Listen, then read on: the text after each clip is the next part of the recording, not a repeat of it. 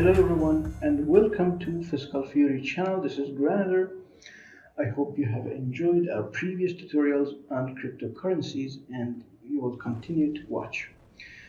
So for now, you probably know that Bitcoin is now in a very bad place and a very bad price. It's going down like hell and yes, it's crashing. So right now, Bitcoin and the whole cryptocurrency space as a whole, it doesn't look so good to most of people. They have lost a lot of money because they don't know how to trade and they do not have enough information about market and how it does actually work. If you know how market works and how it does happen, yes, you can gather a lot of money, you can gain a lot of profit, but it is going to take time and practice. Now, we're giving you these tutorials, in fact, because we want you to know how cryptocurrencies work and how reliable they are. So if you want to enter into this market, you're going to have an easier mind and you will feel a little bit better. Now, in the last bit of video that we had for you, I explained the blockchain and how it works in general, but I'm going to go in deep and tell you how each block keeps the data and how it transfers it into the next block. So you're going to understand how the total system inside a block works. This is not going to be, of course, very useful if you are just a trader. But I'm going to give you this information because I want you to have an eased mind about coming inside this space.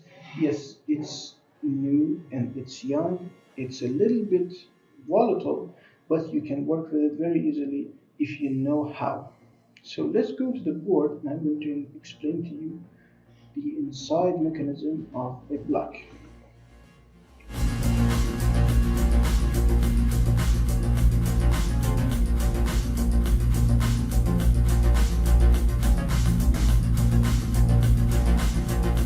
What you see here is inside a block and the mechanism inside it. I'm going to explain to you each and every bit so you will understand better. The first part, of course, is the block number, which is not very important to us. Each block has a number, and when a new one is made, it takes another new number. Let's talk about data. This is the main field inside a cryptocurrency block. This data is filled with all you can think of, the transactions, the account, whatever there is inside the Bitcoin ledger. And of course, the block itself is a ledger. It has information inside it about the accounts and transactions, so it is a ledger itself.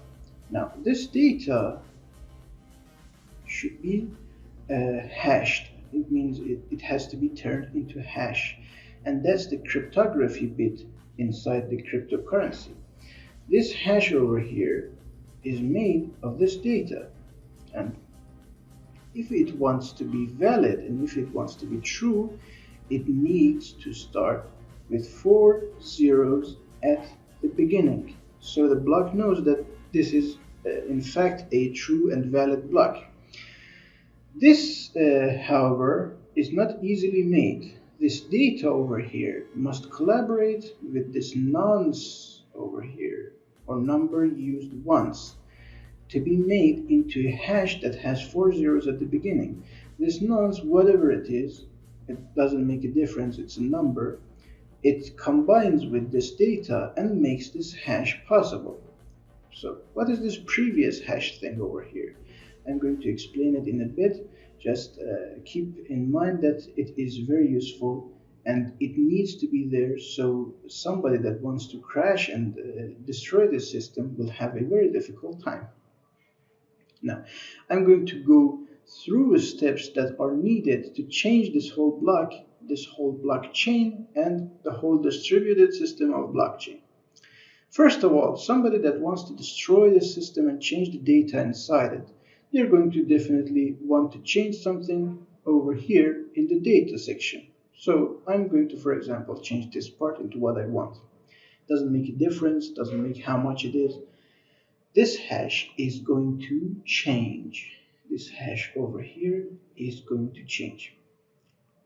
So somebody who corrupts the data needs to first of all find out the nonce that corresponding to this data over here will make this 4-digit zero possible before the total hash. Now I want to find this nonce, of course, but for a human to find out what number this could be is very difficult, and it's a mathematical equation, very difficult for the human mind to find out. So what we're going to do, we're going to give it to a processor inside a miner to do it for us.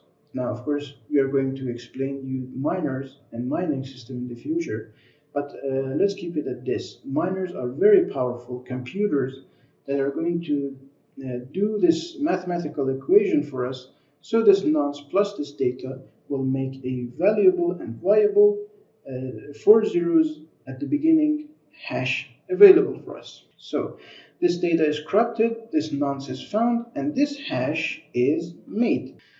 Everything is correct. So let's go further. What happens when somebody destroys and disrupts the mechanism inside this block?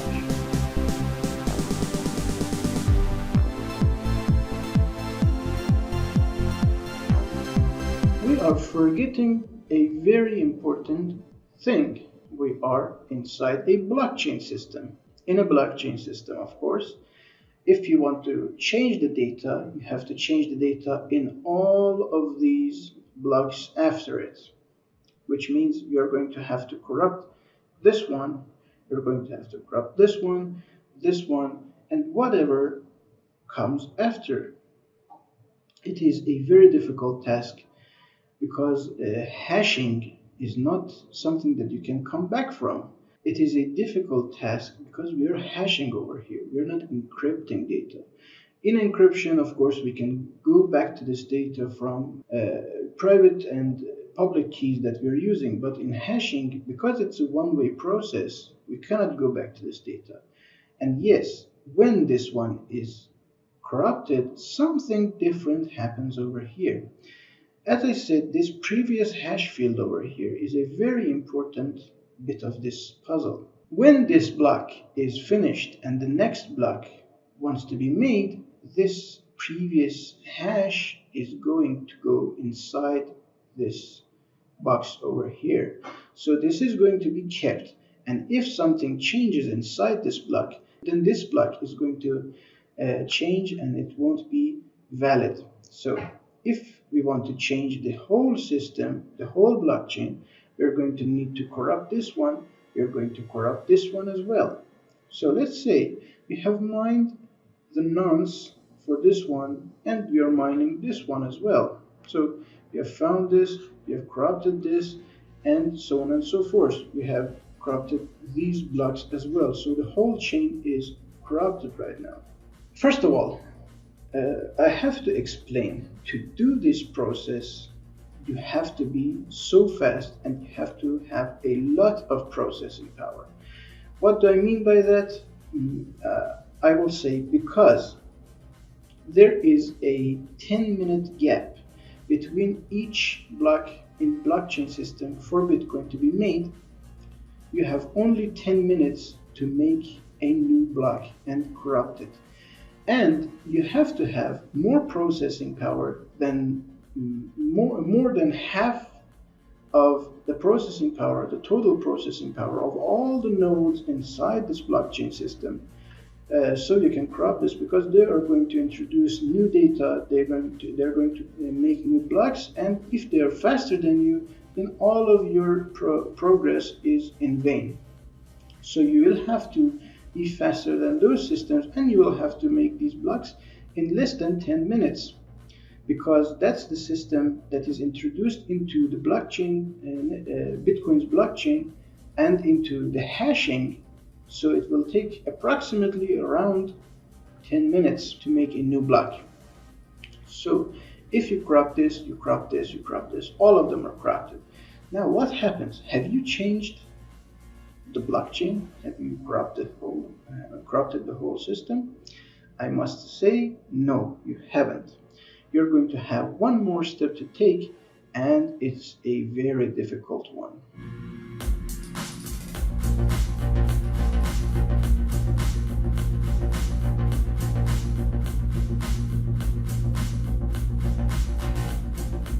Yes, in the distributed system, inside a blockchain, whatever the coin might be, there are many nodes and many miners available. All of them keep the same data, all of them keep the same blockchain. And if it turns out one of these nodes, for example, this one, is making corrupted data, then all of these nodes with true data, this one, this one, this one, all of them, they are true data. These nodes are going to reject the data from this node. So this node's data is not valid and it cannot be used as a true blockchain. These nodes all keep the true data. So to corrupt this whole system, you must change the data at least inside more than half of these blockchain nodes. So you have to change this, you have to change this.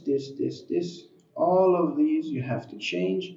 The whole thing must be corrupted, and then a glitch happens in the system, and these true nodes will think that yes, these are keeping the true data. These corrupted nodes are keeping the true data, so the whole thing crashes down and breaks into literally thousands of pieces.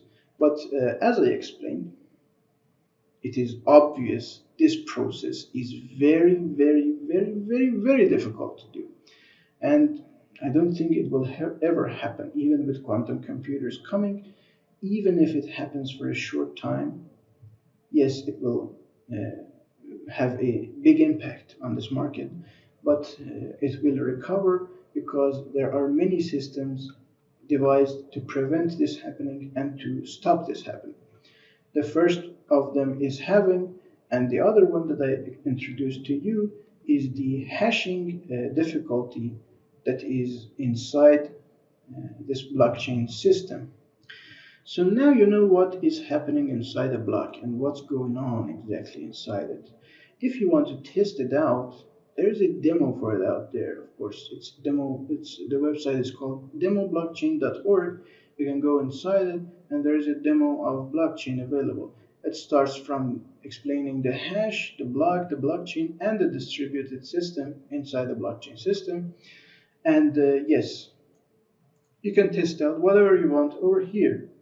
You can see I am going to change the data over here, and the whole network is red and it's not valid. I'm going to mine it, and only this block is going to be valid. So I have to go faster than all the nodes available on the network so I can change this data to what I want. But I don't have the processing power for it, and I don't think there will be the processing power for it. So this is not going to happen, at least for the near future. So this was the whole thing. This was the whole website. You can also test it for yourself as well.